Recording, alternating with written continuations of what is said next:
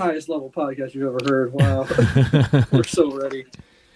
Why did we not record last week? I can't remember. We couldn't get together. Was it me? Was it my fault again? I don't remember. Nothing wrong with that. We just don't remember. Oh, yeah. Lord. Because I think, I don't know if something happened on Thursday night and we said, well, we'll do Friday. And then Friday was just a cluster with work. So. Yeah, Friday was a cluster for work. And I think what happened with me was I remember, I had that car repair and it took longer than I wanted. That's what it was. Yeah. Something that we thought. Oh my God. That just makes me laugh, dude. Yeah. Because I cursed myself on that whole situation. I cursed myself, dude. Yeah. Because has it been 2 weeks or did we just miss 1 week? Just 1 week. Just 1 week.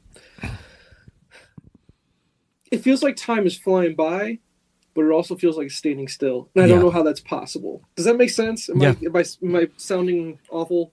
No. I don't know. No, totally get it. It's just one of those things, man. You go first. How's everything good with you, man? How are you? How are your family? Everything okay? Yeah, we're getting by. Getting by? Yeah.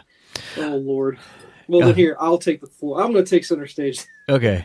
Well, I got some stories for you, but you go ahead. Oh, well, I'm sorry. No. Don't let me cut you off, man.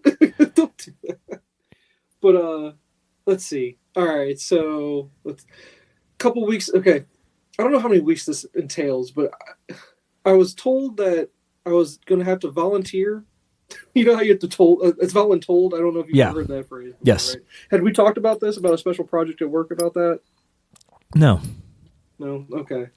So it was one of those things where they were looking for volunteers to work on a special project at work that would pull us off our normal daily routine, right? So you'd be doing something that you just don't normally do. And, normally no one really jumps at the opportunity to do that, right? And I wasn't interested, but then they're like, okay, if anyone doesn't just volunteer, your name's going to be thrown into a hat. You'll just be told to do it. Yeah.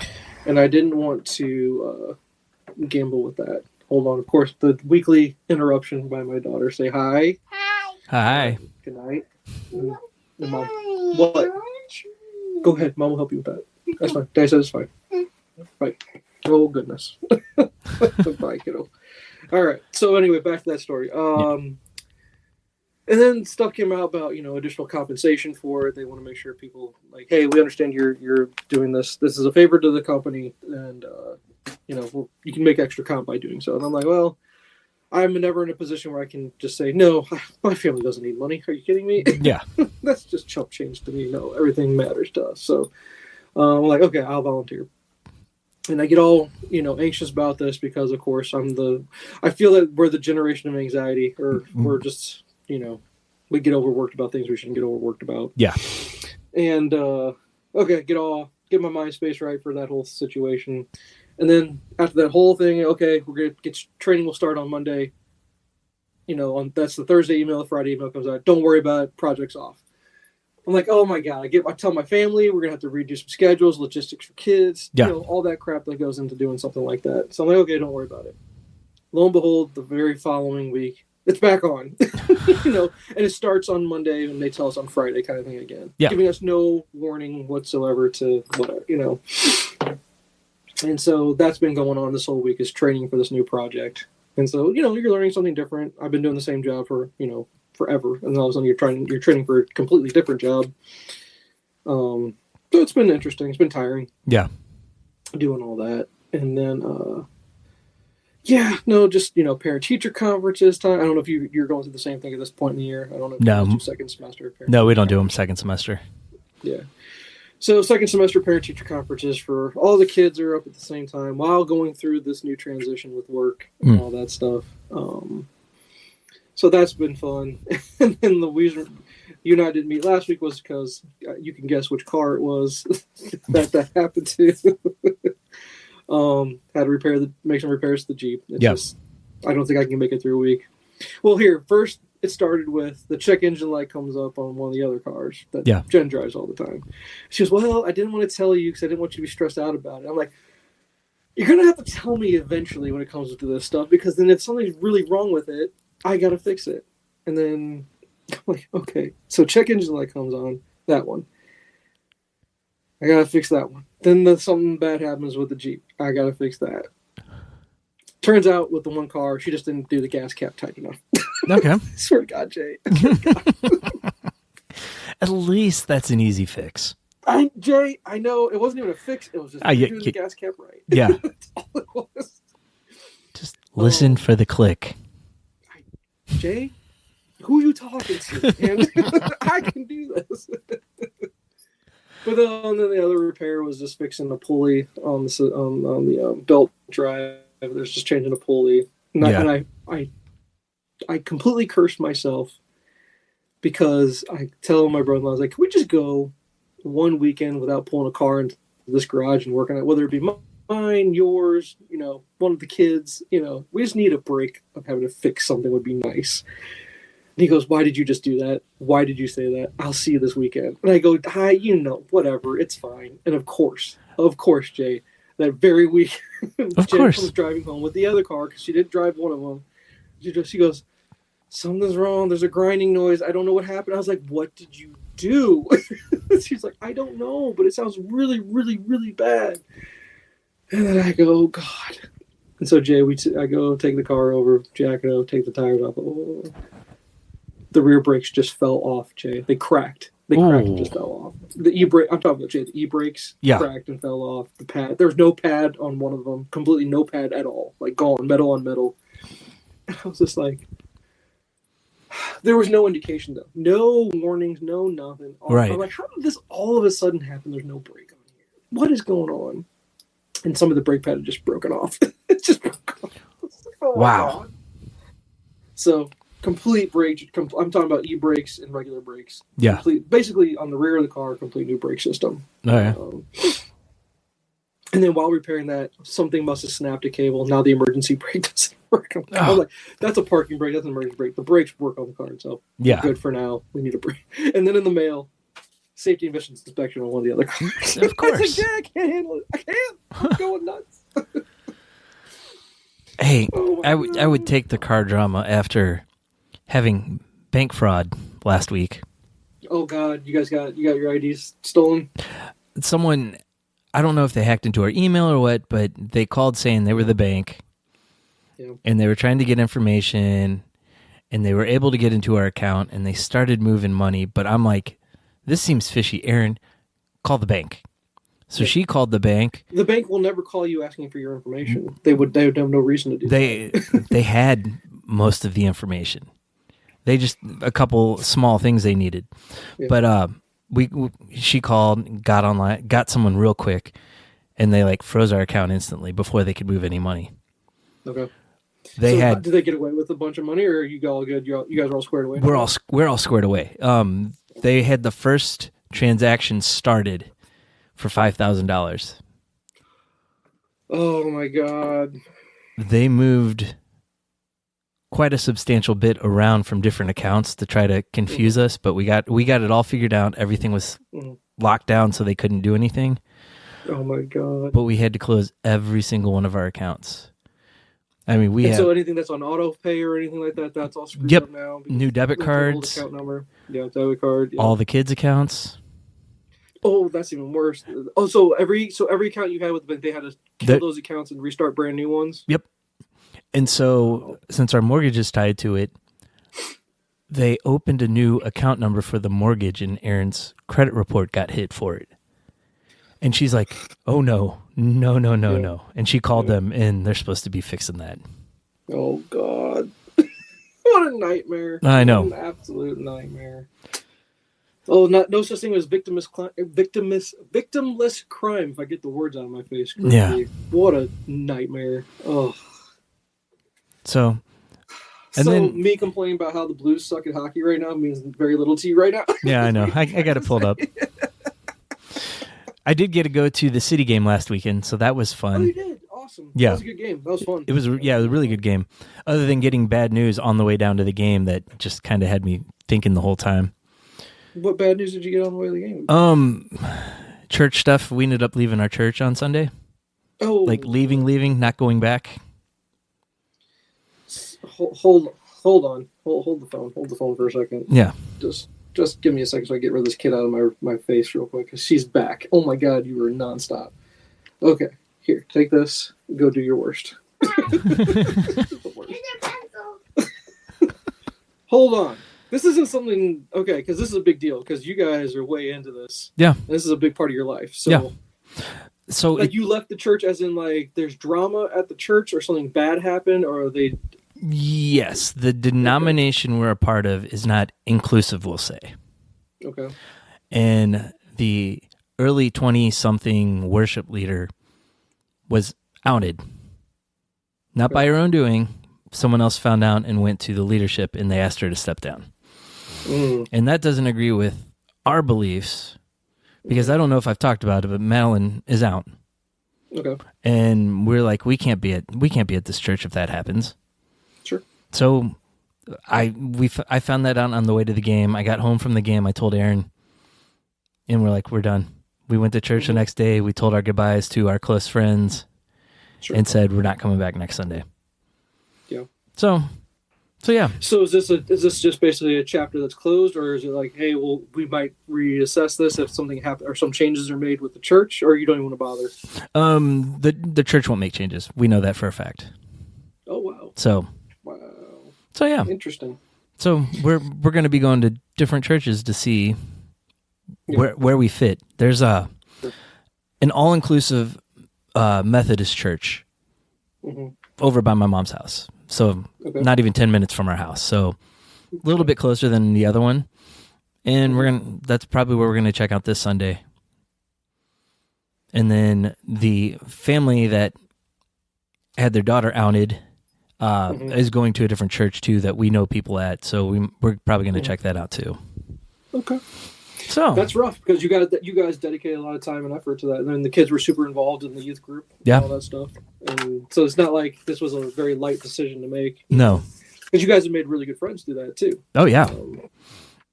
So that's sad. And it sounds like we're not the only ones leaving. So. Oh. Interesting. Yeah. It's a good congregation, but it's not the biggest church either, though. No, it's a small church. Yeah. So them losing families is not a great thing for them. No. You know what I mean? Yeah. As far as the longevity of that. Yeah. Wow. That's awful. Yeah. Absolutely awful. Yeah. Like that. That does put a little damper on your night there. Yeah. You know what I mean? It's hard to deal with. Yeah. And so Aaron just called you and said this had just occurred, or is this something that happened the previous weekend, and then you guys she just like, okay, let's just end it right now. We had noticed that this family wasn't there for like the last 3 weeks. Oh, okay. And so I went with 2 of my buddies from church, and they're the ones that told me. Aaron had no clue either. Oh, okay. So. Gotcha. And she was the complete head of the youth group, or was she just part of leadership of the youth group? Well, she did the worship, so she was in charge of like all the music on Sunday. Oh, okay. Gotcha. So I'm sorry, I thought she was youth group. Okay. No. So, yeah. Because that's hard to find. A good youth group person. A youth group person you can trust. You know, that's a big deal, especially in today's day and age. And the one that delivers a good message and that gets, getting kids to want to go to church, or being, because most time it's dragging them, either, dragging them in there to want to even bother going. But if you can find one where they actively want to go, which it seemed like your kids actively wanted to go, because the cool part about yours was about service. Yeah. That was a big deal to them as far as doing good for others kind of thing. Yeah. So yeah, that is one thing we're going to look at for a new place. Yeah, I hear you. That's unfortunate, man. I feel bad for you. I'm sorry that happened. Yeah. It's not cool. So, put that on the back burner. You and I have a conversation off this podcast we need to have. Okay. And that's just for me and you, not for anybody else. Yeah. Maybe Mike can be involved in that conversation, just because I don't like to not. I wish Mike were here. It'd be easier to have like conversations like that if you were here. It's just it's hard to say, and it's depressing to say it, but it is what it is, because it's just how life is. He's got a new life. He's got a new life. Yep. And it's just different. It just is. So yeah. But table that, and we'll have a more in-depth conversation off air. Okay. We'll have that. So, but anyway, so there's some shit going on. I hear you. So yeah. Life. So yeah, Are you like me where you just go, we got to get through this week. We just need to get through. But it's every week is like that. Pretty much. But like, silver lining is like I had the game last weekend, so that was good. Yeah. Saturday we're driving up to Kansas City for Planet Comic-Con. That's coming up so quick. Yeah, that's right. We're just gonna spend the day up there. Aaron's not. This is one where you're taking the family with you, right? Yeah. Okay. Where it used to be a guy's trip, but it worked. Last year it was on spring break. This year the kids still wanted to go. Yeah. I don't necessarily want to go and drink 2 heavy nights, so I'll still get to meet up with my buddies and hang out with them a little bit on Saturday. So there you go. Yeah, just not cut loose as much as you would normally. Yeah, that's cool. So you guys are just going up for the day, you said, though? Yeah, Erin's not going to the con. Her and her sister are going to go and just kind of do stuff around KC. Sure. And then when we're done, they're just going to pick us up and they're going to drive us home because I'm like, I don't want to make that drive home after being at a con for how many hours? Yeah, you guys should. Well, that's me speaking for you. I would like stay the night at least, and take your time, enjoy your time, so you don't feel rushed to go back home. Yeah, we talked about it, but I mean, the main thing we want to do is just hit the con. So everyone's fine with this plan. Yeah, and that's not that bad. I mean, 3 hours up, 3 hours back. Yeah, much, right. So not bad. Yeah. As long as you get some good food too there while you're there. Don't miss out on food. You always gotta hit the good spots there. We'll probably we'll eat before we go. We'll probably hit something on the way home, and then during the day we'll just leave the con and go someplace close by. Just don't eat con food is all I'm asking. No con food. Don't eat con food, dude. No. In fact, we'll have like a backpack full of snacks probably that we can just munch on throughout the day. There you go. Anybody special that you're going to be trying to see at the con? I am definitely getting Chris Claremont this year on my Dark Phoenix Saga trade. Okay. So he was there last year. How much does he charge? How much does he charge to sign? It's only $10 for him. That's not bad. No. Not bad at all. Kevin Eastman is there, is thinking about doing The Last Ronin, but $25 for him. Yeah. I mean, it'd be cool. It's whatever. That's personal.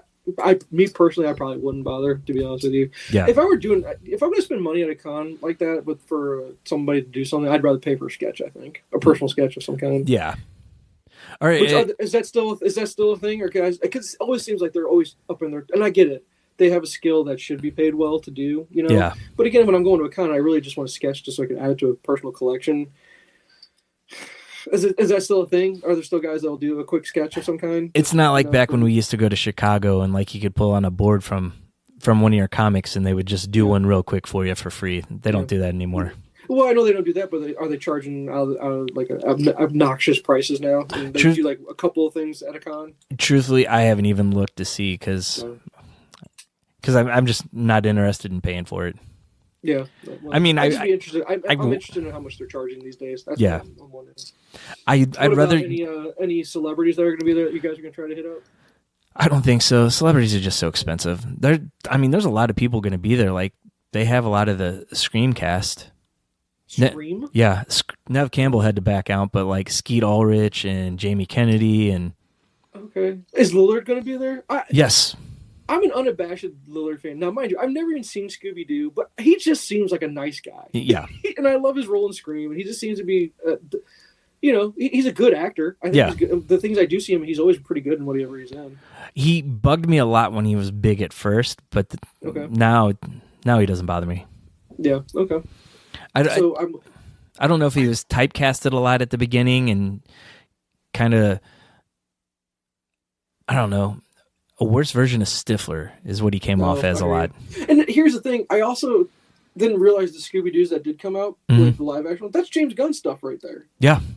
I never knew that. He wrote those. That makes me want to go back and actually fill in those blind spots there. Just check those out because it's got to be okay if James Gunn's involved in them. So I just want to check those out too for that reason. Yeah. But okay, so Screamcast is going to be. I thought I saw Bernthal. Is Bernthal going to be? Yeah, Bernthal's going to be there. D'Onofrio was supposed to be there, but I believe he canceled. Oh, okay. I don't know. Emperor's going to be there. Who? Ian McDermott, the Emperor. Oh, Ian McDermott will be there. So the Emperor. So Palpatine is there. Yeah. Ron Perlman. Okay, cool. Yeah. I don't think I'd pay for it. Bernthal would be one I'd be like, man. And even if I didn't get anything signed or I'm not a picture guy. I don't really care that much. Just to tell that guy how much I enjoyed him as Punisher, but his performance in The Bear. Yeah. Just God, the guy's awesome. Yeah. I just wanted to be like, dude, you were awesome. You were incredible in The Bear. For the small role that you are in there, he's awesome in every scene he's in. Yeah. So, okay. So, all right, well, so Bernthal, I just saw that online somewhere. I don't remember what else, but okay. You guys have a good time. Get your Claremont signature. Yeah. And, hopefully there'll be some good deals. And kids will find some cool stuff to get, I'm sure. Now, did you give them a budget, or do they have some money saved up that they're ready to blow through to get whatever they want? They've been saving some money, but we'll probably give them a little bit too. Yeah. Okay. Anything in particular they're looking out for? Will's made a list for everybody. So like Madeline's gonna look for like Harley Quinn stuff, Hot Wheel Batmobiles. Just she just likes going and like digging through back issues and seeing what she can find. Sure. Will he's got some Transformers he wants. He's got some Marvel figures he wants, DC figures he wants, Star Wars Black Series. He's a toy guy. He's a big time toy guy. Did you tell him, once you go down this path, there is no coming back? I mean, he, like the little Star Wars figures we used to buy, he doesn't get any of those anymore. He gets the bigger Black Series with the nice boxes, and he keeps the boxes, and he'll get them out every once in a while and play with them a little bit, but they're mainly on display at this point. Yeah, I get you.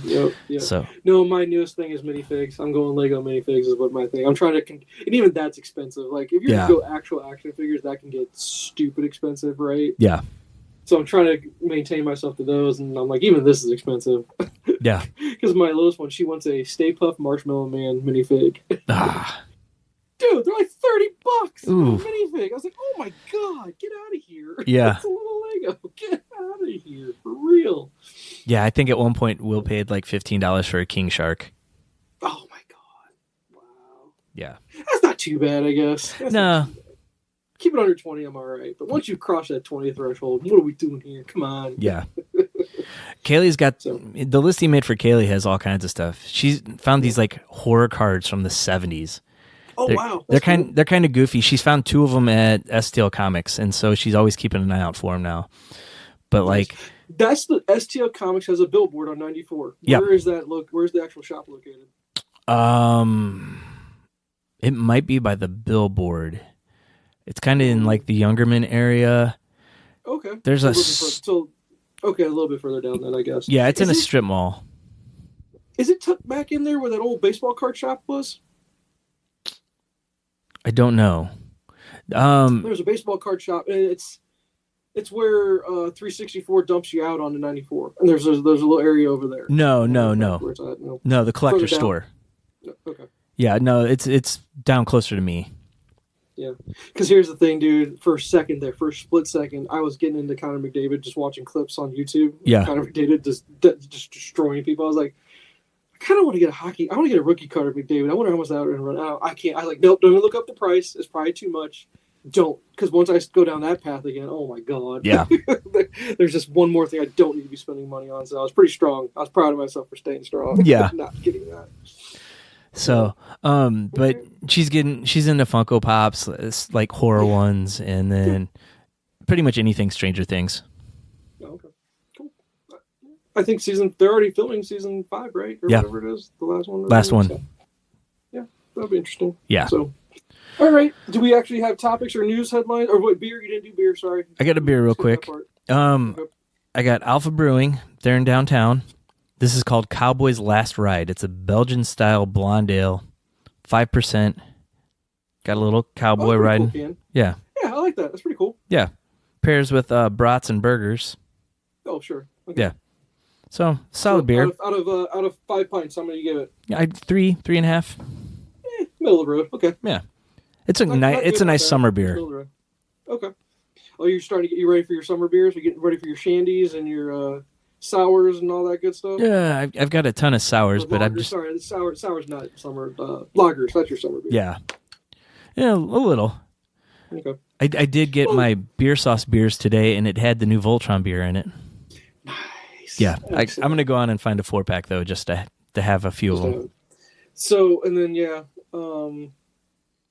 what was I gonna say? Yeah, stouts. You're probably gonna wean yourself off stouts a little bit. Yeah, because stouts are more for winter, I say. That's more of a winter beer. So, do your citrus beers or sub stuff that they do like that. Yeah, I went stouts the last couple weekends just because I felt like it, and I knew the time would be coming up soon. Yeah, to switch on over. Yeah. So okay, all right. There's our beer, and they're downtown. Alpha Brewing. Yep. Where downtown are they? Not sure. I think it's in like South City. South City. Okay. I know. I think that's your first beer you ever talked about from there. To be honest with you, I don't think I've ever heard you say anything that one. I don't get a lot of them because they do a lot of sours and they don't distribute a whole lot. I just happened to find these at Schnucks, so I was like, "Oh, I'm gonna grab one." Cool. All right. So, all right. Do you have headlines or do we have topics? I got a couple quick headlines we can hit because we got a decent sized topic for tonight. Okay. Did you see the rumor for who Henry Cavill is going to play in the X-Men? I've seen multiple rumors, so I'm going to go with the ones I don't think are real whatsoever. Okay. The first original rumor was Doom, but I think that was cut. That's not happening. He's not Doom. No. I saw a rumor about Captain Britain, but that's even older than the Doom rumor because I think they were just going, well, he's British. Why doesn't he play Captain Britain? So I was like, that's not really happening.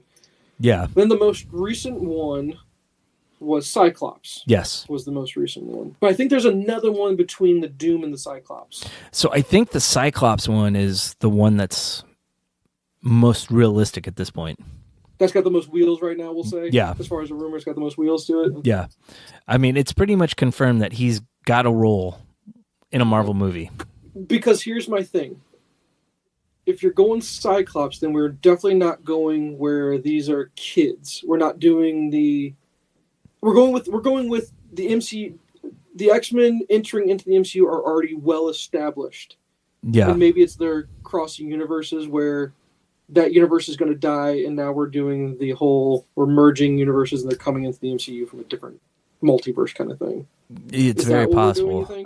That's a possibility because they could really set that up and then have them all pull together in Secret Wars. Because here's the thing. He's way too old to do a kid version of it, right? Yep. If you're going to go kid version, where we get to see the guys I keep saying kid. They'd probably be teenagers, right? What, like 14, 15, 16, something like that? Yeah, something like that. Range. I mean, it's a school, so... Yeah, exactly. Yeah. So we're not doing the school part. We're not doing the kid version. We're doing where Cyclops is officially, hey, I've been the leader of the X-Men for a while. Yeah. And maybe we're going to explore, maybe this is why it was appealing to him. He gets to explore Cyclops taking over the X-Men in regards to, we're going for assholes. Yeah. Summers, even though I don't think there's something wrong with me, Jay, I think, where when I originally watched Endgame, right? Endgame, Infinity, where I go, I agree with Thanos. Thanos is spot on. He's spot on. Now, the way how he's doing is sadistic, but he's not exactly 100% wrong. That's how I look at it. Yeah. And then when people go, Summers is an asshole, and I go, no, I don't think Summers is an asshole at all. I think his people have been persecuted to the point where it's all about survival of his species. Yeah. And he was pushed to the brink, and he's going to protect his people. And that's kind of how I see it. And I think every time I have these viewpoints on Thanos or Summers, I'm super in the minority on this, and I don't understand why I am. And I wonder why I think the way I do, and everyone else thinks opposite of what I do. See, I don't know if that's necessarily the case with Thanos. I think a lot of people feel that way about Scott because it just was such a drastic character change. Sure. But if you want the guy that all of a sudden became the asshole, that's Beast.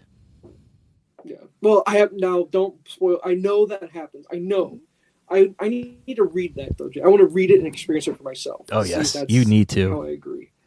I will. I'll get there at some point in life. It's just, with Scott, though, I love Scott's character. I think he's always given a bum rap as far as being interesting. But as far as his turn, if you want to call it a heel turn, let's call it a heel turn. Let's use wrestling terminology, right? Why not? Because you don't want a character that's been around since 1960 to become completely stale. Oh, yeah. He has to have some kind of progression as a person. And then, of course, every time you turn heel, what does that make you available for? You get to have your face turn at some point, right? Yep. If a writer so chooses. Yeah. Or is he forever in purgatory where he's always just, this is who he is from now on until some writer, when we're in our 60s, comes around and goes, you know what? Scott back in the day was I don't know, what do you call him, a Boy Scout? Kind of a Boy Scout, right? Yeah. And maybe they'll go back for the Boy Scout approach. I don't know. But I would think if that's who Cavill's going to play, that's the reason why he's intrigued by it. one, of course, he has the look. I don't even care if he has, I guess he could have the red hair. That doesn't matter to me at all. He's got the chiseled jaw. He's got the look. He's fit for it. Yeah. I think he's got the personality for it. He could pull it off. I think Cavill's an amazing actor, and I love Cavill. I think he's great. I'm down for it. I have there's nothing that when I think about Scott that he couldn't be Scott. Yeah. Yeah. So, but I also think it's very important that we get to establish, is Hugh Jackman, are they just going to go, did he finally come and go, no, this is I'm done. After this, I am out. I'm done. Because what I find about Scott, what makes Scott work, is you're going to have to find the right Wolverine to play against him. Yeah. Right? Yep. You're also going to have to find the right Jean to pair him up with. Yes. If we're going to lean into that. Or are we just going to ignore Jean, and Jean's dead at that point, and now we're going to go Emma? Are we just going to ignore Jean, and she's not in the MCU? That's what I'm curious about. Because I think when the casting works or not, I go, well, does it work when it's... Because what makes his character work is how he plays off with these other characters. Yeah. That I'm very curious about. Because now, is Kelsey Grammer officially our Beast? I don't know. Okay. See, we just don't know enough, I don't think. Yeah. So I would be very apprehensive if he's our Scott, but all the rest of the cast are like teenagers. That would be really weird, right? Yeah, that would be stupid. It wouldn't make any sense. Yeah. And so they know better than to do that. And do we have someone in charge of the X-Men in the MCU, or is it just Feige still the buck stops here? I'm the one who's making decisions about the X-Men. Yeah, or someone helping him out with the X-Men portion of it. I mean, it's still Feige overseeing it all. Yeah. Okay. Because then I go, kind of like, okay, Gunn's in charge of Guardians. That's his baby. Right? Yeah. And then the Russo brothers, the Avengers are my baby. You've taken over for Whedon, I guess. Yeah. Whedon and the Russo brothers, I guess you can say. So those are their babies. Ryan Reynolds, Deadpool's his baby, right? Yeah. He's, regardless of being the actor, he's also a producer. I know he didn't direct. I'm surprised he hasn't decided to try to direct at the same time, to be honest. It's his baby. It's his project. It really is. Yeah. So by what I think you see where I'm going with this. Yep. Whose baby is the mutants going to be? It's because when you do the mutants, that's a big deal. You're taking over a huge chunk of MCU. Right? Yep. Who do you think is going to take that project on? God, I don't know. Because that's a big deal, right? Because yeah, I mean, Favreau, his baby was Iron Man. So it's like, hey, I'm the writer for that comic. Who's our writer in the MCU for this? Because I still don't know. Do we know who's directing Fantastic Four? We have a cast, but we don't have a director. The director, I believe, is Matt Shakman, who he did something in the MCU already. He might have done WandaVision. Okay. I'm looking him up. Because I think that's where, I don't think it made it suffer, but the reason why Cap didn't have could you even name who directed this Winter Soldier? It was the Russo brothers. Russo right? brothers, yeah. Okay. So they did that. They did, and then they did Civil War too, right? Yes. So I'll say that Cap has the Russo brothers. He's their writer, yeah. Right?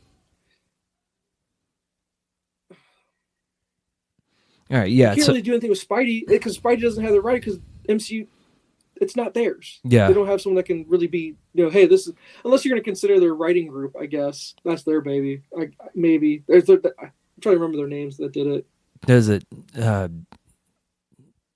John Francis Daly? I thought it was one of the kids from Freaks and Geeks. Yeah. Isn't he part of the writing group for that? Yeah. And maybe that's their baby. I don't know. And then we're going to have the reintroduction. I know the showrunner for Punisher is in charge of Daredevil, so maybe that's his baby. Maybe the MCU TV verse, that'll be his. Everything will be under his umbrella. Yeah. All right, so Matt Shakman directed WandaVision. He was like the main guy on it. I liked WandaVision enough, I guess. Yeah. I don't know. He's got a decent resume, though. I mean, he's directed episodes of Monarch, Legacy of Monsters on Apple TV. Episodes of Succession, episodes of The Boys. Okay. Okay. So he's got a good resume. Game of Thrones, It's Always Sunny. We just didn't want, I don't know, I was going to throw Brad Bird at you. Do we just want Brad Bird to take the Incredibles and turn them into the Fantastic Four? Yeah.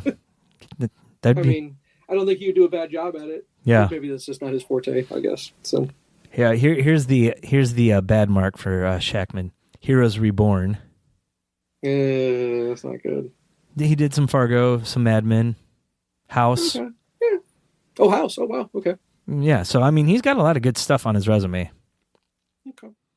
No, I'm not complaining. I'm just trying to say, is what I'm saying, does that mean I just completely off? No, I totally get what you're saying. Okay. I'm just curious because, again, I'm ready. I mean, you're going to tease me. The best part of that was the Marvels, right? When we saw Beast at the end, right? Yeah. That's all. I'm ready, man. I'm ready for the mutants. Let's go. Yeah. Bring them on. Let's do this. Let's amp it up. Let's ramp it up. Let's go. Yeah. I'll just be curious who's going to be in charge of it. Because then just saying Cavill has a role. I mean, he could have a minor, nothing role, be a small villain in something, and just make a minor appearance, and that would suck. Yeah, that wouldn't be the case, but or a cameo in the background as someone. Did we get a replacement for the Sentry? Yeah, it was the guy from Top Gun Maverick. The guy, I can't think of his name. Oh, Glenn Campbell. I think. Oh no! It's the guy that had the regular name. Yes. No, I know who you're talking about. Yes.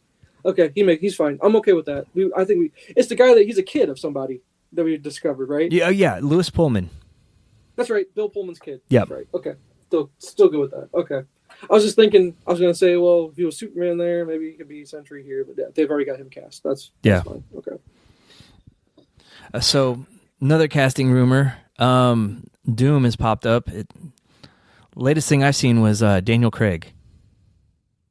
I think I saw that too, and I don't know. I'm okay with it. Needle for me one way or the other. I don't care. I mean, I liked him as Bond. I like him as Benoit Blanc. Or Blanc. Yeah, that's awesome. I like him. Yeah, that's true. I just don't. I mean, if you'd ask me, do you see him as Doom? I don't. But maybe it's just. I don't know. I don't know who I would see as Doom. I just don't. I don't have a great cast for you. Except I will still stand by my Giancarlo Esposito. Yeah. I would love him as that. I really would. Yeah. He just plays the bad guy so well. He does. But then I guess, are we typecasting too much and we're making him the bad guy all the time? You know. Maybe I can't think of anything where he's really been a good guy. I'm sure there's things. I think probably his best roles have always been bad guys, right? Yeah. So his most recent memorable ones. Yeah. I'm sure he's been finding other things, but we'd have to probably deep dive into his IMDb there. Yeah. Well, hell, even having Bryan Cranston. Although, if we're going old for the X-Men, I'm saying old. I think Cavill's probably 40-something years old. So is that really old anymore? According to my kids, it is. Yeah, I know, right? Bryan Cranston is Professor X, maybe? Well, Bryan Cranston said if he was in the X-Men, he wanted to play Sinister. Yeah. But okay, let's say he's not going to be Sinister. I can see him as Doom. I can see him as Professor X. I can see him in a lot of different roles there. Yeah. Yeah, he's got the range to play a lot of people in it. Yeah, exactly. So, how about I don't think I want to see Woody Harrelson as any of them. I don't know why that name popped in my mind of who I don't want to see. Yeah. Well, he's our Carnage. McConaughey? McConaughey hasn't had an MCU role. No, he hasn't. In the MCU anywhere? I don't know. The Townie and X-Men that kind of hits on the younger kids. All right. All right, man. No, yeah, the Daniel Craig, I saw that. It didn't really move the needle for me, so it wasn't that memorable. But yes, I saw the same thing you did about that. The Cavill thing, that him as Cyclops interests me more. I find it interesting that they would want to cast him as the first X-Men. If we're not going to count, Logan, we're going to go Wolverine casting. I just don't think you're going to get Daniel Radcliffe as your new Wolverine in the actual MCU. I don't think you're going to use Jackman again, right? I don't think it fits. No. But unless he really wants it, I guess they wouldn't stop him. Yeah. I don't think he does, though. I think he's only doing this as a favor to Ryan Reynolds.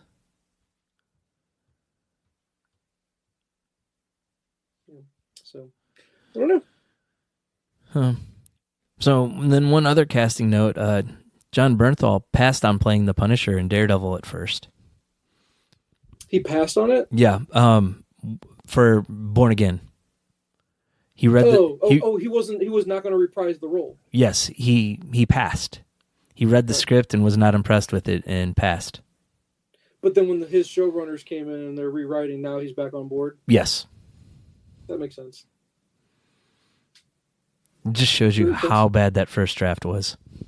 Well, thank God Feige stepped in and said, hell no. Yeah. Here's my thing with that. Who were the original showrunners? Were they the Ms. Marvel guys? I don't know. I could have swore that's what it was, but I could be wrong. I could be completely wrong.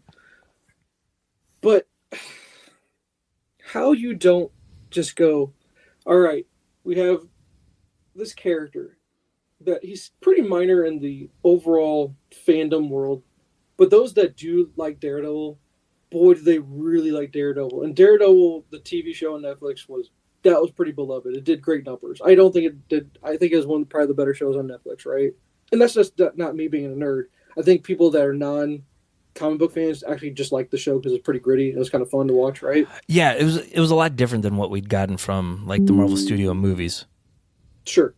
And so, but my other part being, why in the world do you not go, okay, I need Bendis real quick. I need Zdarsky. You know, give me all the guys. Yeah. Give me the Brandon Smith just for a quick retreat. Give us a one-over.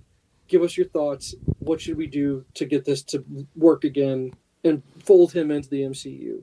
Why would you not do that? Yeah. Other than, I guess, time, money, commitments. I sure, there's probably 1,000 reasons why you didn't. But why wouldn't you at least try? Yeah. Or, you know, as far as your current list of writers. I mean, who've been writing. You're doing Born Again. Why don't you grab Frank Miller and pick his mind? Hey, sure. Pick his mind.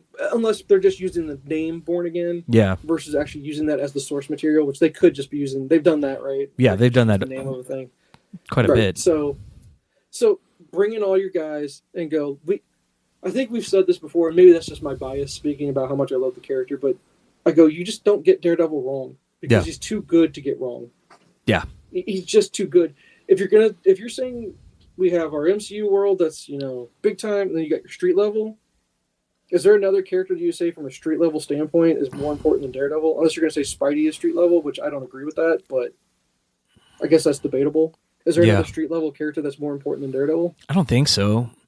Because, I mean, I don't think Punisher's as important. Yeah. Moon Knight's a street level character. I don't think he's as important. Power Man and Iron Fist. There's no one at the same level. Yeah. I don't know. Thankfully there's a new showrunner. It sounds like the script is better now. At least it's good enough now to bring Bernthal back on. Yeah. Unless he's only doing it because his showrunner people are there and he likes working with them. That doesn't mean that the script is better. Yeah. Or do you think that's what it means? Or we should just interpret that? I think we're supposed to just interpret it. I don't know. I'm excited. Let's just go. I'm ready. I'm ready for a bunch of stuff to hit. I'm so ready for some good stuff to hit right now. Yeah. But again, I thought aren't we slowing down? And that the whole Feige? I thought that was the whole Disney thing. We're going to go quality over quantity now, right? Yeah, because the only thing we're getting this year is Deadpool and Wolverine. There you go. So, all right. Any other casting rumors besides those two? No, that's pretty much it. Okay. Cool. So, all right. Any other headlines? Real quick, did you read Ghost Machine #1? I did not get a chance to read Ghost Machine #1. Okay. I can, if we have time for homework, then I can go over what I did read, because I can tell you I for sure did not watch a lot. Yeah. I did do a lot of reading though. Yeah. And then just wanted to touch on the craziness around the Ultimate Universe. Okay. And I wish you give me as about a non-spoiler as you can, because here's my problem. Mm-hmm. I need to do my homework to read the new stuff first. Yeah. But I think you also just want to talk about the craziness of just Black Panther, because did you hear the reason why? I did not hear the reason why that market just kind of blew up. Nope. No, I got the lowdown from Fantasy. At least unless Fantasy Shop guys are lying to me. Okay. Now, mind you, it's blowing up because people are interested. This is new. It sounds like Hickman knocked it out of the park as far as Invasion goes. And then he really knocked it out of the park with Ultimate Spidey. Apparently, Ultimate Spidey is amazing. It is really good. Read the Ultimate Spideys that came out? I've only read the first one. I just picked up the first one of each of the 3 titles, and then I'm just going to read them digitally after that. Gotcha. What the guys at the shop told me, because I went into a bunch of different shops. I called a couple and I went into a couple. Yeah. Just going, do you by chance you have it? And then they're like, well, I think we're supposed to get a second printing. I was like, yeah, I'm that guy that wants a first printing. I am just that guy. Yeah.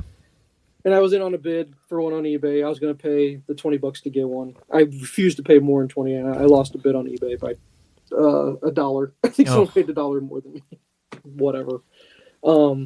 They said that no, their distributor, they just lost 20,000 copies of it.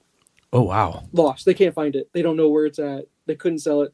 Orders were in. Enough orders were made. All the shops got like the shops that were part of the Fantasy Shop network. They got like eight each at each store. Wow. And they're like, I was like, they have any clue where if they find them, are you going to get them? And they're going to try to reset. He's like, I don't know what they're going to do. They have no clue where they're at. They did not destroy them. They just can't be found. Nowhere to be found. My jaw just dropped. That's a lot of books to lose. How do you lose 20,000 books? Yeah, that's crazy. So, especially with the numbers that Black Panther was doing, people want the book. Yeah. So, I mean, I can share with you because I did it because I just really wanted it because I loved the covers. Mm. I got the traditional cover, Ultimate Spider. I had 3 versions of Ultimate Spider. I haven't even read it yet. Yeah. I got the variant of number 1. I just thought this was cool. I love this cover because I didn't realize. I'm seeing that's a kind of a spoiler, I guess. I didn't know where the story is going. I don't know if you can see them. Sorry. Oh, here, yeah. So there's a little bit of a spoiler about that cover. Yeah. And it's just more. I just find it funny because it made me think of having kids. I don't know if you can see the kids in the background. Yeah. Mom and dad. Yep. So I love these covers. I thought they were fantastic covers. 1 and 2. I got 1 and 2. That's all I've got. I won't buy any more after that, I don't think. Yeah. Although the other cover looks awesome. I love these covers you guys are doing for it. And I can't. Once I go down the slope of having to go get comics, I'll buy too much. I just know I will. So I try to avoid it. Yeah. But I really want to read Secret Invasion. Well, not Secret Invasion. It's just Ultimate Invasion. Ultimate Invasion. Yeah. And I think the trade comes out in May or something like that. I thought is what I saw. Okay. Don't know for sure. But have you read Invasion and you know everything that's going on? Yes. Yeah. Point? Okay. So your non-spoiler review of it, what do you think? I really enjoyed it. Okay. I mean, I didn't read much of Ultimate Fantastic Four, so I don't know a lot about Ultimate Maker. Oh. But I know enough to understand what he was doing and you got to go back. Do you want it? I have the whole run. I'll let you have it. So, yeah. You need. Well, it's not just Ultimate Fantastic Four. It's also everything like Ultimate End or the tidal wave thing. I think is part of all that. Yeah, all the later crossovers. Yeah. It's Ultimate Fantastic Four was really good. I was sad when that line ended. Hell, I liked Ultimate X-Men too, the original version when that first launched. But it was still super good for a long while there. But then at the end, like I think I hopped off around Divided We Stand or something like that. It was the last big run I read. But Kitty was in charge of it. Anything that has Kitty in charge of the team, I was like, hell yeah, it was awesome. Yeah, I didn't make it that far, but I know the fact that they made Wolverine like the reason for all the mutations. Mm-hmm. That just like, I don't know.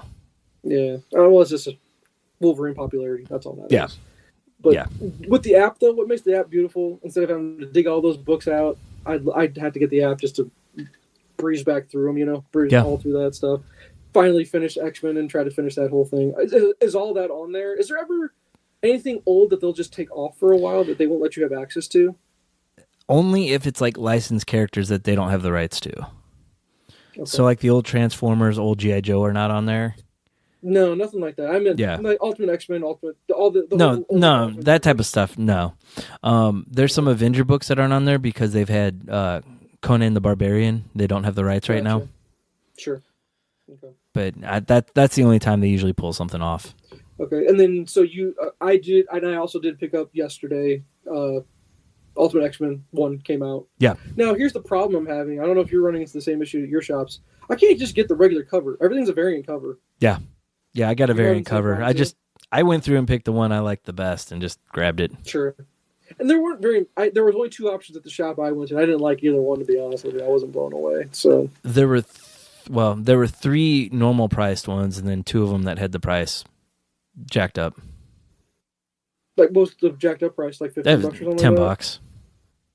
Oh, $10. Yeah, no, I got one that was like $6, I think. Yeah, me too. I think that's the normal variant price. Okay, gotcha. I thought that had a pretty intriguing story, but man, that art, I'm not a fan of the anime style art. I am not either, and that's why I think I'm going to struggle with it. But I wanted to get it just because it's Yep. number one Yep. of a new line that I'm interested in.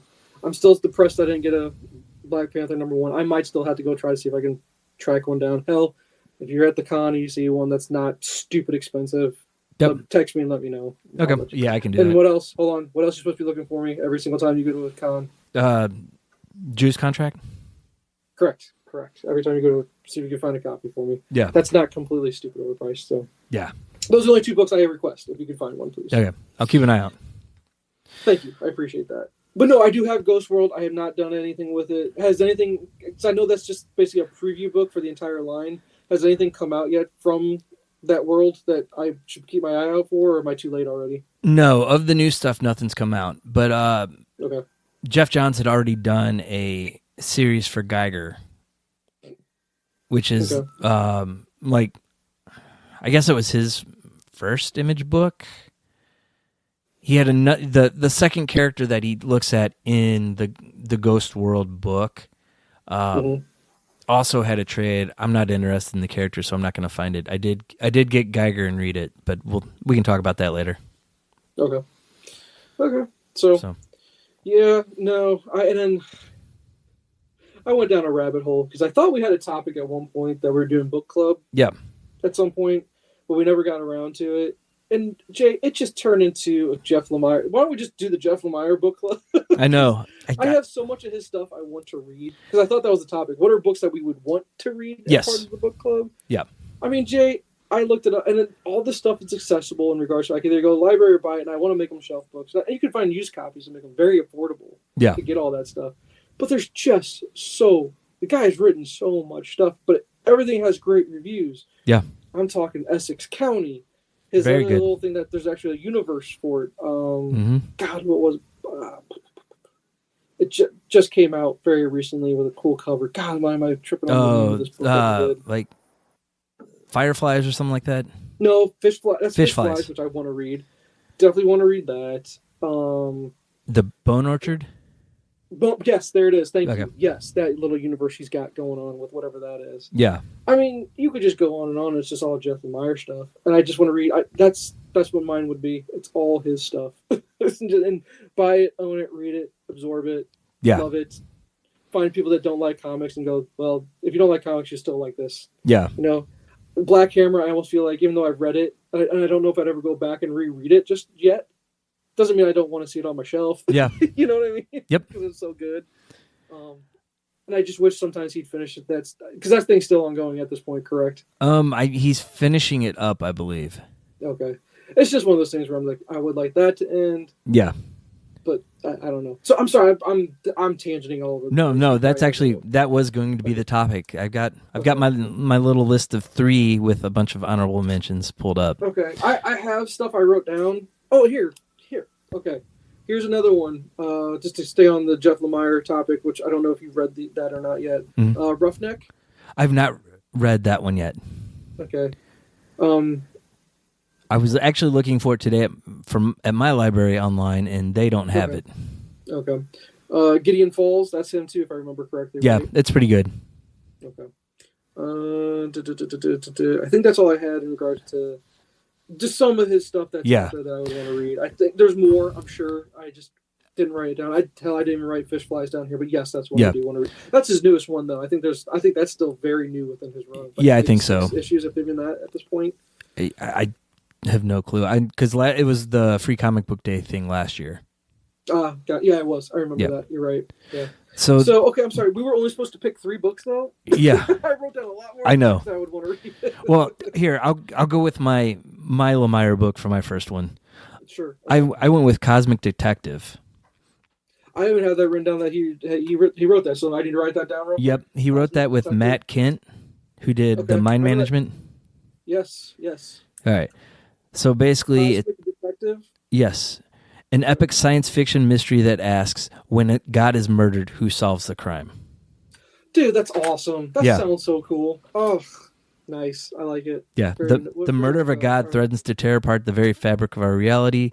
Only our detective stands in the way of utter destruction, but will he uncover the mystery, or will the mysteries he uncovers be worse than the disaster he's trying to avert? Yeah. Okay. Yeah, I'm all about that. All right, yeah, go give me your other two books too. Okay, let's get you knocked out. Okay, so this is one I see on every list, right there with Mouse. Okay. Persepolis by Marjane Satrapi. Okay. It tells. I don't think I've heard of that. Okay. What's it called again? Persepolis. Spell that. Persepolis. Okay. It's basically recounting her life. She grew up in Tehran. Okay. And it's from the ages of 6 to 14 that shows the overthrow of the Shah's regime from her perspective. Okay. It's supposed to be. It sounds depressing. It does. I'm going to let you know right off the bat, but okay. It does, but I've heard it's an incredible book, and it's like one of those ones that people just should read just to see what they went through. Gotcha. Okay. Okay, that's number 2. So, yeah. Sorry, first one was Cosmic Detective. Number 2 is Persepolis. Yes. Number 3. Number 3 is God Country by Donny Cates. Give me 1 second. Hold on. I'm checking to make sure that wasn't on my list. That sounds very familiar for some reason. No, it's not on there. Okay, go ahead. Sorry. Emmett Quinlan has become a burden on his family. He's an elderly man living in Texas whose severe dementia has led to violent and insulting outbursts that have isolated him from nearly everyone he's cared about. Basically, a storm returns, and he regains a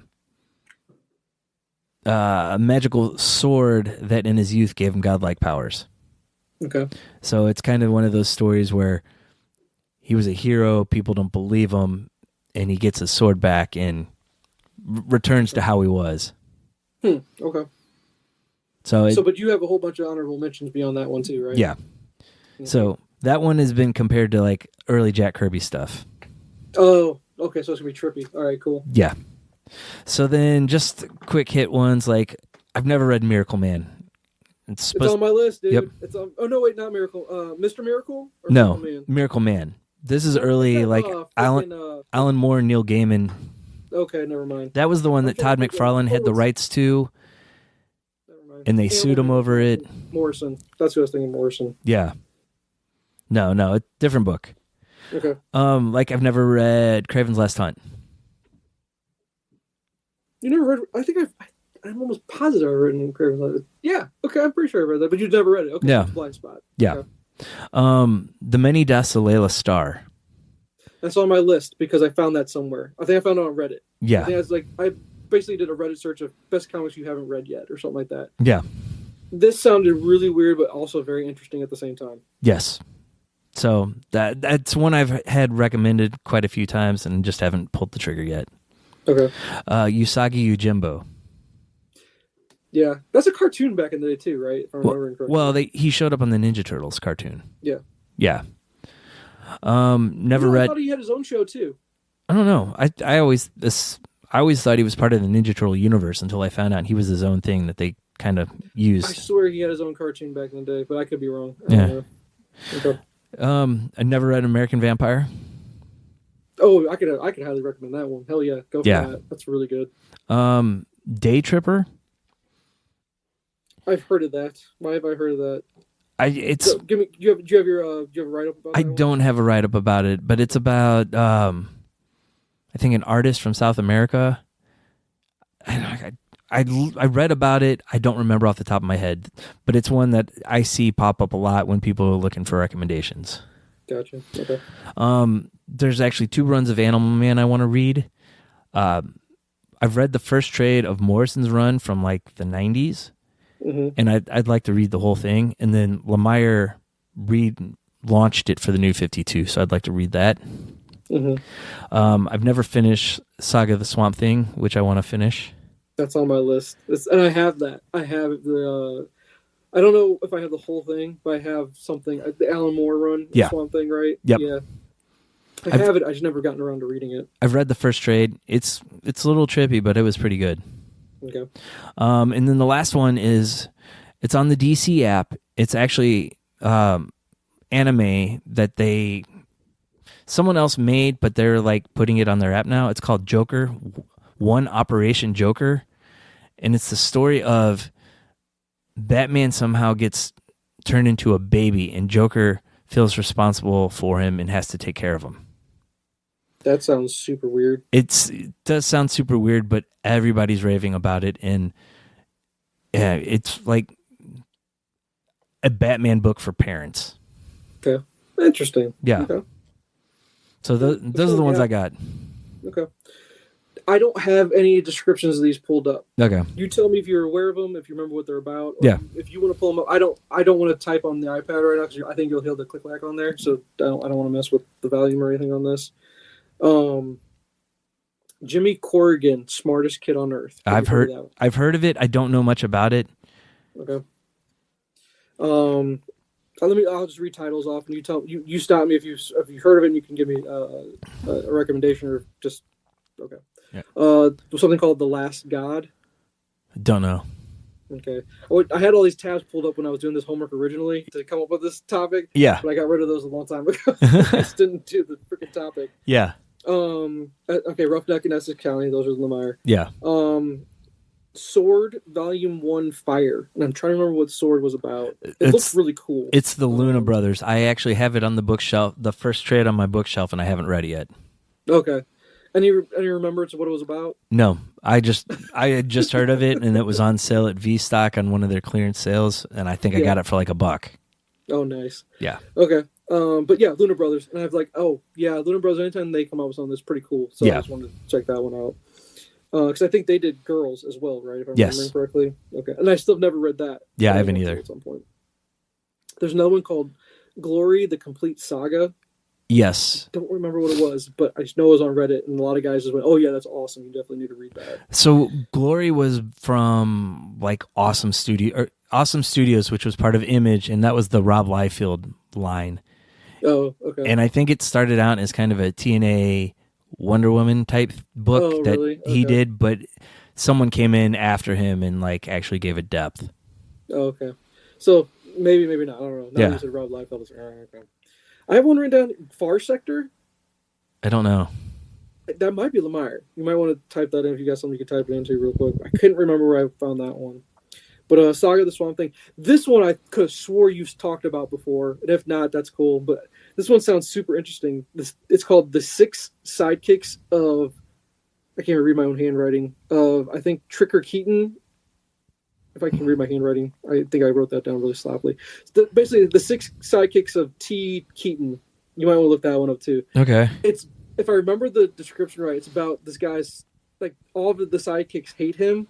And the guy got murdered or something like that, and they're all trying to solve the murder. If I remember this description right, I might be butchering that. Don't take it at face value, but it sounded really cool. I don't know anything about it. Yeah.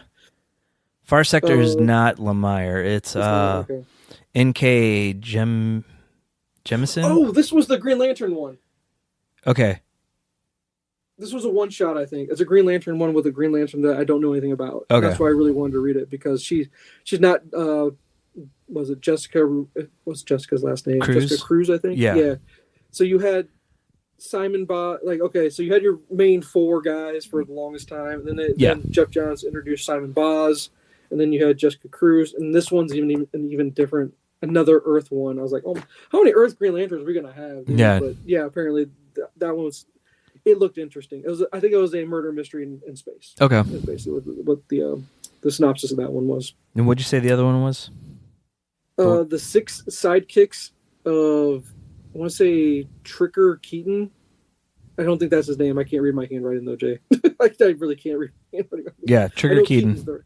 By Kyle Starks. Trying to see. It's an Image comic. Yeah. All right, I'll look into that one. Okay. Then I think Mr. Miracle by Tom King. Yeah. I think that's supposed to be really good. Yeah. And then Paper Girls, which you've recommended that a million times, just never had a chance to get around to reading it. Harrow County. Look that up for me real quick. Okay, that's Cullen Bunn. Is that Cullen? Okay. Yeah. Okay. That sounded interesting. Just don't remember what it's about. Yeah. Saga, obviously Saga. I'd love for Brian K. Vaughan to finish it, and that way I know I'm trying to be done with the finished product, but I don't know when that thing's ever going to be done or not done. Yeah. I don't know, man. Lazarus. It's a well-known comic. I just never read it. I want to go back. I read like the first trade, I think. Yeah. Because I think who did the guy? Greg Rucka. Yeah, Rucka. Yeah, he was involved at the beginning, but I don't know if he stayed involved the whole time. It was his baby, so. Okay, so he did stay involved the whole time on that one. Yeah, it was a good book. Yeah. So did you finish that? I read the main book. He had a couple like side books that came out with it that I never got to. Gotcha. And then the last thing I put down here is I'd love to go back at some point in time and do the IDW Teenage Mutant Ninja Turtles. Yeah. Just for the art alone, unless the covers are just misleading and maybe the art inside is not anything like it, but I love those covers on those hardback trades. They look awesome. Yeah, the ones that look like the katanas. Mm-hmm. Yeah. So that's all I had written down. If I had to pick 3 though, from the ones I think I remember the most, Essex County seems like it's right up my alley. Yes. It had hockey in there. It had Lemire's art. It had his stamp all over it. Yes. I think after that, the Many Deaths of Layla Starr seemed interesting, but it also seems like it's going to be too weird for me to like. Yeah. I don't know. I really don't know beyond that. I don't want this to be all Jeff Lemire, so I'm going to try to pick non-Jeff Lemire. I think I'd go Jimmy Corrigan, Smartest Kid on Earth. Yeah. And then last but not least, I'd love to get around doing and getting Paper Girls knocked out just to say I read Paper Girls, because it seems like right up my alley with all the 80s nostalgia and everything. Yeah. So those would be my 3, I guess, from that big list. Yeah, those are solid ones. Yeah. So, but no, so you did say that you heard of the Jimmy Corrigan one? I have heard of it. I think it's just because I've seen it on lists. I've never actually read what it's about, but it's one of those ones I'm like, maybe we'll get around to it at some point. Yeah. So yeah, tons of books. As we always talk about, never enough time to get to them all, though. That's for sure. Never enough time. But okay. So there's our book club books, I guess would say. Yeah. I think it just turned into books that we want to read we haven't gotten around to, but pretty much call it whatever we want. Yeah. Beyond that, I'm still down with that. It gives us good research. And what I liked about it the most was I think Mr. Miracle, that's a DC book, but everything else was pretty much independent. Yeah. Support your independent artist kind of thing. Yep. So, beyond that, go ahead. Let's get your homework knocked out, because I don't think I have very much I would be able to share with you. You sound like you probably got a whole bunch. I don't have a whole lot. I haven't watched much because I've been knocking out Succession. I just started the final season today. Funny thing, one of my trainers for this new project looks exactly like Tom if he were a little bit bolder and a lot older. But otherwise, his face is like, it's uncanny how much this guy looks like Tom. It's ridiculous. First of all, Succession. We got to stay on that for a second. Oh. Brian Cox is a national treasure. The dude is amazing. He is. He's so good in this role. He's so awesome. Tom is the unsung hero of that show. I love Tom so much. It's ridiculous. I love him so much. I don't know why I love him so much, but God bless you, Tom. I'm a big fan of Kieran Culkin. Oh yeah, I'm just getting there. Getting there. He's gonna be my last one, but go ahead, steal my thunder. It's fine. He's my Tyrion Lannister, the character you shouldn't like, but you do. You can't help but love him. You cannot help but love Kieran Culkin. And every time I think of Kieran Culkin now, it's just suck it, Pedro. That's all I ever think of when I think about Kieran Culkin. Very in character too to say that. Oh my god! But Cousin Greg, how much do you hate yet love Cousin Greg? Oh, I know. You feel awful for Cousin Greg, but you're also like, you're the biggest leech of all of them. Yeah. Oh my god. It's an amazing. It's such an HBO show. You know what I mean? It's just an HBO show. He was going to sue Greenpeace because they got his inheritance. I know, it's the worst. They're awful. They're all awful people. They all are. I can't wait till you finish it. Let's circle back when you finish it. Okay. And I want to hear your last final thoughts on it. It's so drama that isn't real drama. I mean, it makes you hate billionaires so much. Yeah. But then it's such an intriguing show, and yet you still feel sympathy for some of the characters. Yeah. Oh my god. So good. I'm so glad you're into it. That's awesome. Like, as much as I hate all the kids, I still feel bad for them because their dad just keeps putting the carrot in front of them and teasing them. He seems like an evil guy, but yet you still love Logan. Yeah. You still love him. And it's like, why do I like this guy? He's an ass. Yeah. I don't understand. Why am I having these feelings I'm having? Yeah. Exactly. Nice. So, yeah, see, if you're on 5, that's it. That should be the last season, if I remember correctly. Right? Oh, is 5 the last season? I thought started 4. I thought 5 was it. It might be. I'd have to look. Yeah, I don't know. I'd have to look, but I could have swore 5 was it. But dude, love it. Longer episodes, but you start crushing. Once you're in, you're in. Yeah, you're ready to roll. So, and it's only 10 episodes a season, so sure. Yeah, but those are. I think they're about 40 to an hour. I think. Yeah, about an hour. Have you hit the birthday episode yet? Yes. Oh, where Kieran Culkin walks in, he's like, "This is my mom's vagina." I know, it's so bad. It's so bad. Oh my god. And he's harassing the people that are working there about it. Ah. So good. Yeah. Okay, sorry. Yes. No. Okay, we'll circle back once you finish to get your full thoughts on it. Yeah. So.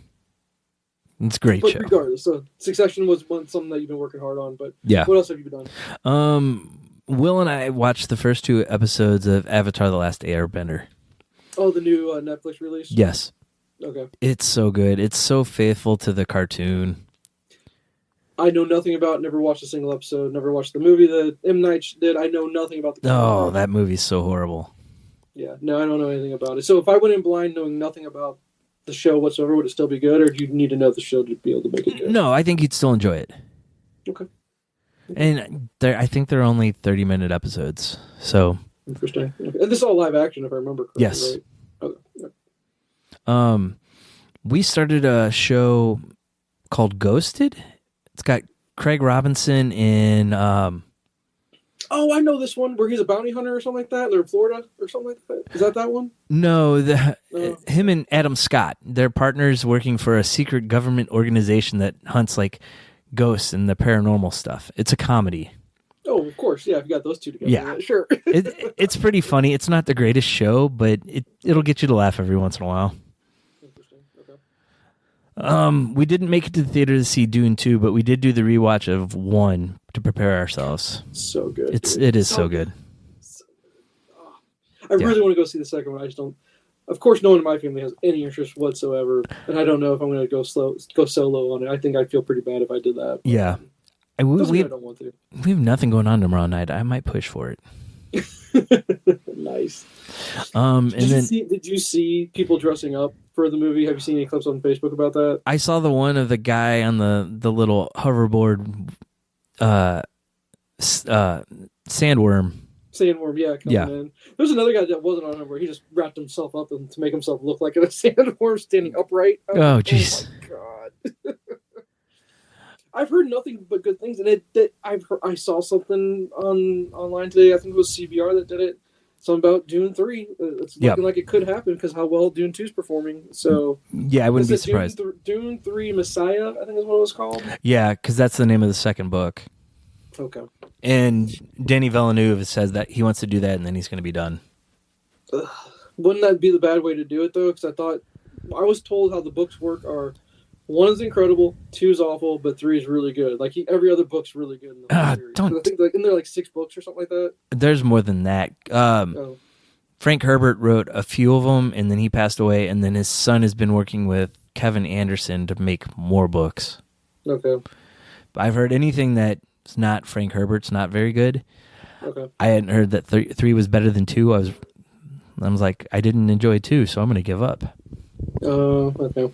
I don't know. I'd rather just watch the movies, I think. Yeah. We'll see how the movies go. Yeah. Okay. And then everything else is pretty much reading. I finished a book called Sellout. It's about a handful of bands in the punk rock scene in the late 90s, early 2000s, and how they went with major labels to make an album and how it was reacted in the punk community. So, of course, the first one is Green Day with Dookie. And, like, they were killed in San Francisco for going to a major label. Like, so much to the point that they weren't invited to play the clubs that they grew up going to and playing in. Okay. But it had bands you'd heard of, like Jimmy Eat World and Rise Against, but it also had some that didn't make it. Most of them I had heard of and listened to and kind of forgotten about, and I'm like, I need to go back and listen to some of this stuff again. So it was a good book. I'm caught up on everything of Something is Killing the Children, except Trade 7 just came out, so I need to get that one. I really like that book. Yeah, you recommend it every time. Yeah. I'd have to. I think it's one of those where I think it would be better with one sitting and not waiting in between. Yeah, I agree with that. Well, at least doing like the first 3 trades together, because that's pretty much one big arc. Yeah. And then I read the side book that came out called House of Slaughter. Yep. And it's kind of more one-shots about other people inside the organization that they work for. Mm-hmm. And then they had another book. It was more like a prestige format comic book instead of like an actual trade, called Book of Butcher, and it was more of a like a source book for some of the different monsters with panels in between that kind of would tell the story. Okay. So it was okay. Here, I found the first Lemire book that I wasn't blown away with. Oh no! What's that one? It's called Family Tree, and it's got very much a Sweet Tooth vibe, but instead of like kids being born animals, people were being turned into trees. Interesting. Maybe he needed to get through that to fine tune and find the right voice for Sweet Tooth. Maybe that's all it really is. Yeah. One of his earlier books, maybe. I don't think so. I think towards the end of Sweet Tooth. Okay. There were good things about it, but it just didn't capture me like everything else I've read of his. Okay. So, interesting. And then I got Jeff Johns Geiger. Yeah, which you talked about with the Ghost World thing. Yeah, it was okay. It wasn't really an origin story, but you got bits of what happened to him to become this nuclear man. Okay. It was a solid book. Nothing groundbreaking. That's disappointing. Yeah. Because Johns is such a good writer when he's on. Yeah. It just feels like he hasn't been on in a while. Yeah. And I really don't know if I'd pick up that book when it comes out. So. Disappointing. Yeah. And then I read a 3-trade series called The Activity by Nathan Edmondson, who did Who's Jake Ellis. Oh, okay. Yeah. It's kind of about the black ops teams that go in and clean up messes for other organizations. Okay. It's not based off actual events, but he got a lot of input from people that have been in this world. Okay. So it follows one team. It's so good. Like the first trade was more standalone stories, and then it all kind of gets brought together in the second 2 trades. Okay. That sounds good. I like that one. That sounds really interesting. Yeah. Here you go. Another name from the past. Paul Jenkins. Yeah. He did a book for Aftershock Comics called Beyonders. It's about a kid that is good at like ciphers and figuring out puzzles and mysteries. Okay. Who gets recruited into this group, the Beyonders, to kind of take down the Illuminati. Okay. It's one trade. It came out 2018. He never followed up, even though he left it open for more stuff. Oh, I hate that. Yeah. Leave it open like that. No. Yeah. Okay. It had promise. The whole synopsis of it, I was like, I'm interested in that. I'd read that. Yeah, I mean, you tell me it's just left open. It's like, well, what's the point? Yeah. I mean, there were some cliches in it, like Dan Brown type stuff. Mm-hmm. But there was some interesting stuff, especially at the end, that they left it with. And I was like, well, I'd really like some resolution on this, but just some closure to it, right? Yeah. And then the last thing I finished right before we did this was it's called Demo by Brian Wood. Brian Wood did DMZ. Didn't he also do something for Valiant, I think? He might have. He did one of the last Dark Horse Star Wars series. Okay. But a lot of his early work was like counterculture, kind of take down the man type stuff. And this is a book that was kind of along those lines, and it had a very Lemire feel to it because it was all about... It was 12 different stories in one book, and they were all real short, quick read. And it dealt with, like, some of these people had superpowers that, like, one was a girl that if she said something to people, they would do what she said. Okay. And because of it, her mom was in a catatonic state, so she stopped talking. And it was just kind of her trying to deal with her life. And then this guy she works at a gas station at a gas pump, and this guy sexually harassed her, and she said something along the lines of like drop dead, and he did. Interesting. Yeah. Okay. So it was just a bunch of random stories, kind of like younger people trying to figure out their place in the world type stuff. Okay, that's interesting. Yeah, I enjoyed it. It was a quick read.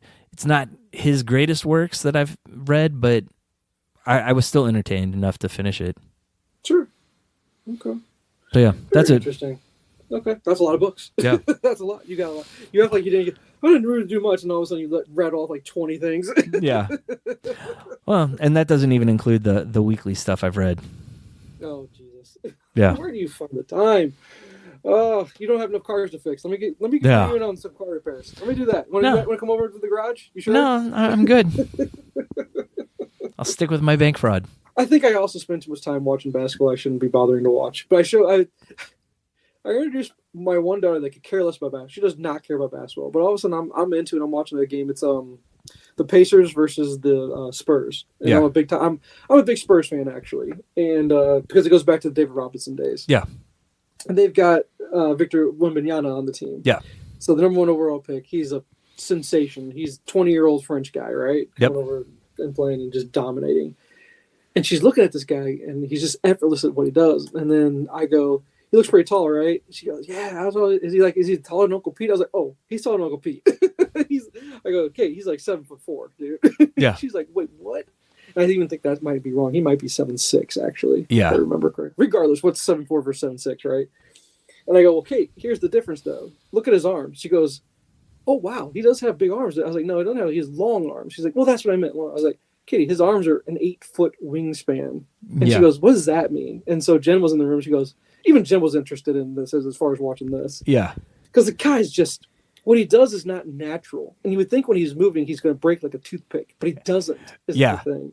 Yeah, like you could put your fingers around his wrist and... Correct. Yeah. And stuff like that. But he's not, and he's solid, too. And he's getting stronger. That's the other thing. Yeah. You know, hey, you're a 20-year-old kid, and all of a sudden you're playing against men. He's going to get stronger naturally as the season goes on. Yeah.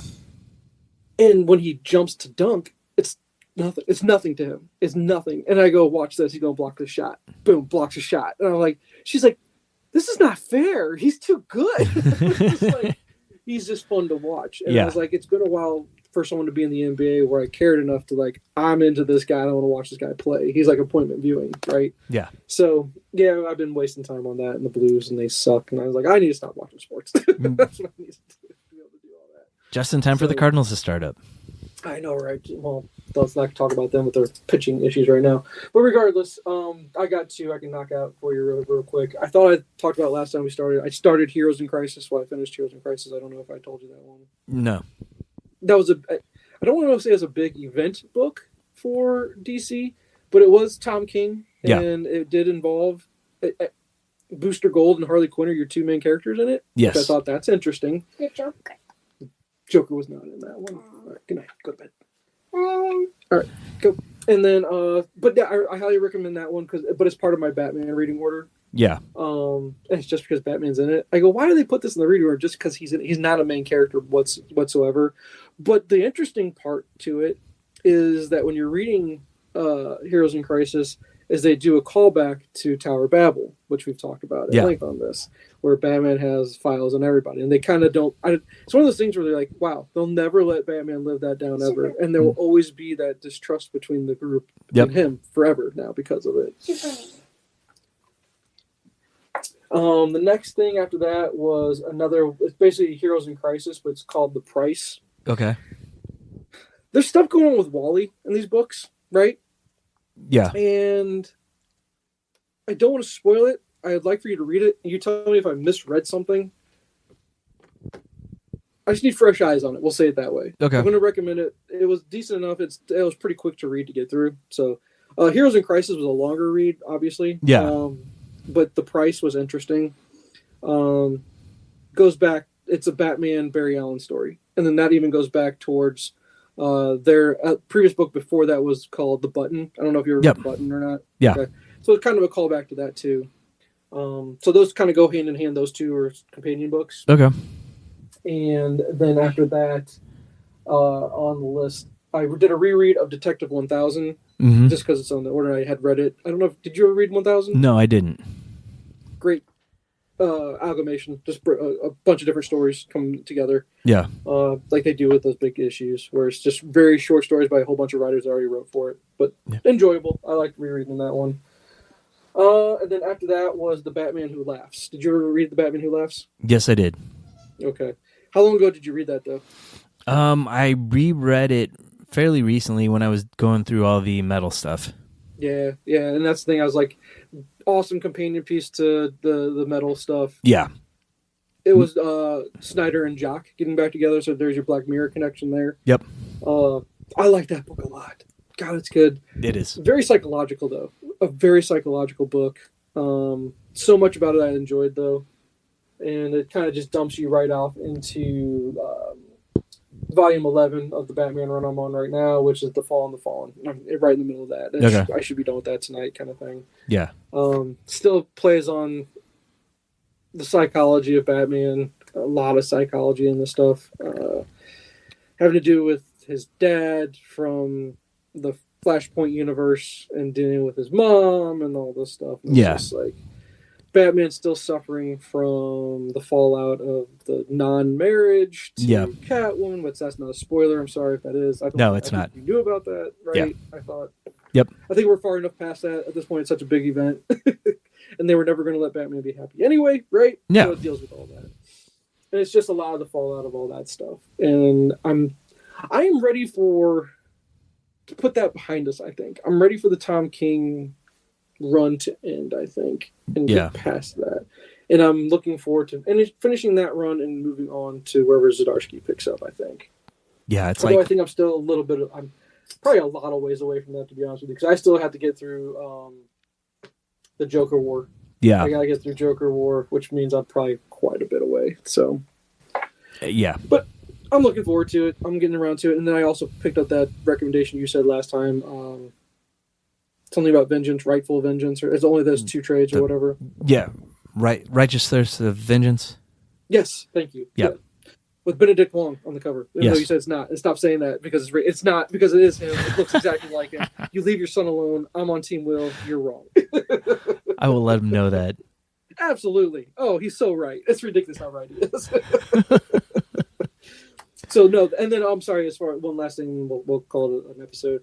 As far as watching stuff, I've probably forgotten what I watched, but the thing I'm kind of working on right now is The Bad Batch. I actually went back, restarted it, and I go, why did I not watch this from the get? It's so damn good. That first episode, which is like an hour-long episode to kind of just ramp it up, their first introduction on screen is amazing. Yeah. The fact that, I'm going to go spoiler a little bit because this is old at this point. It's 5 seasons, I think, and this is back to season 1. The turn by, or basically the heel turn by Crosshair. Yeah. He was my favorite. Of course, they took my favorite guy out of the whole group and made him the bad guy. And I was like, that pissed me off. Omega's annoying as hell. Yeah. Hopefully you'll tell me Omega it's kind of gets better as it goes. Maybe like it's the Ahsoka thing where they're annoying at the beginning, but you grow to love them. But otherwise, right now, I can't stand Omega. I never finished season 2, so I need to finish season 2 and then get caught up on the stuff that's out now. Is it season 5 or am I way 3. off base? Season 3. Season 3. Okay, I'm so sorry. And is this the last one for it? Yes, this is the last one. Okay, so then I should be able to get through this pretty easy. Then unless are these like 20 episode season things. No, they're shorter. I think they're like 10 episodes. Oh, great! So I'll be able to crush through this pretty quick, and they're only 30-minute episodes, I think. Yeah. But I love Wrecker. He's your comedic relief, but Wrecker's lovable. I don't know who doesn't like Wrecker. Tech is fun. Yeah. Hunter's just your main guy. I just love group stuff like this. This is fun, and you get the callbacks from when you first saw them on Clone Wars, right? Yep. I think is that where we first saw them. But this is a prequel to Clone Wars, though. I think. No, isn't it? No, it's after. It's a sequel. It's after. Yeah. But I remember an episode where they're all old, though. What am I getting this mixed up with then? Right? Isn't there an episode where they're really old guys and like this big tank thing? In the middle of a desert somewhere? Or am I just screwing this up big time? You might be thinking of Rebels when they find Rex. No, the Bad Batch is in it though. It's all the guys. You know what? They might have gone and found Rex and Geiger and Wolf. Those were the 3 that were on the Those tank aren't thing. the Bad Batch. Those aren't the guys from Bad Batch, though. Unless you said season 2, there's new Bad Batch people. No. But those are not the characters. No, I'll have to go back and see what that is. Okay, maybe I'm misremembering. Yeah. I could have sworn it's the Bad Batch. There's an episode where the Bad Batch is just super old at that point. Like they've been through the ringer, and I thought Bad Batch that I'm watching now predates that. But maybe I'm completely wrong. I don't know. No. Again, Star Wars timeline is one of those things that I will never get right. Yeah. I just never can remember where everything falls into place. Doesn't mean I'm not enjoying it, because non-spoiler, because you've seen season 1. One of my favorite characters, I love watching whenever he's in there. Cad Bane is a badass. I love Cad Bane. He's so fun, dude. What is it about bounty hunters that they're the best? I don't know. So fun. I've always loved the bounty hunters. Oh my god, Cad is awesome though. Yeah, and I think it has a lot to do with the fact that he's a Western character. That's just a cool design. The voice actor is so cool. That voice is great. Yeah. But I'm loving it. It's just a Star Wars cartoon though, so they take a lot of time to get through. Just because there's so many. So. But I'm enjoying it. Glad I'm watching it. Don't know why it took so long to get to it. But, this season ends May 2nd, so you've got time. Oh yeah, no, I probably I'm not rushing through it. There's no need to rush. So yeah. But all right, man. Well, that's all I got for you. I think I watched other stuff, but I don't think anything worth nothing I'd recommend other than nothing I'd recommend, to be honest with you. Yeah. So, I'm just glad I got back into comics. I'm glad I'm crushing through some things. It's just those 2 books, because you know how regular trades are, hey, that's about 6 issues of comic versus The Batman Who Laughs. I think that one was about 7 issues, but they did not feel like regular 20-issue books. This thing felt long. It was like 230 some odd pages, I think. Yeah. It was. And it had a lot of dialogue in it. Yes, it was very heavy on dialogue. Very, very heavy on dialogue. Heroes in Crisis, very heavy on dialogue as well. But I'm glad I'm getting through it. I think I'm back on track of just actual real trades instead of almost event books, because I guess that's kind of what Last Laugh was. Although I guess it's an offshoot of a bigger event book. But, back into that. And then let's just knock on wood that we have a lot less drama here this next time through. I'm tired of it. Yeah, me too. There's a lot less problems in the world, man. Anyway, man, that's all I got for you. Keep reading, and talk to you next time. All right. See you. See you. Thanks for listening. You can find us on our website, Nyrdcast.com. It's NYRDCAST. You can also find us on Twitter, Facebook, Instagram, and YouTube by searching @Nyrdcast. The intro music is The Other Side by the Red Hot Chili Peppers, a Mad Dog remix made by Madeline Tierney. This week's featured track is Repose by Empired.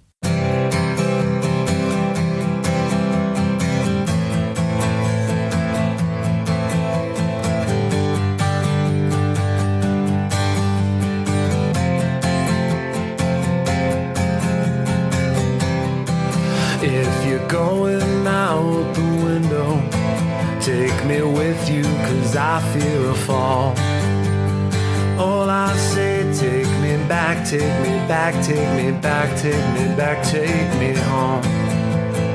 Way back when I was foolish and alone, I was drunk. Oh my God, Lord, it was beautiful.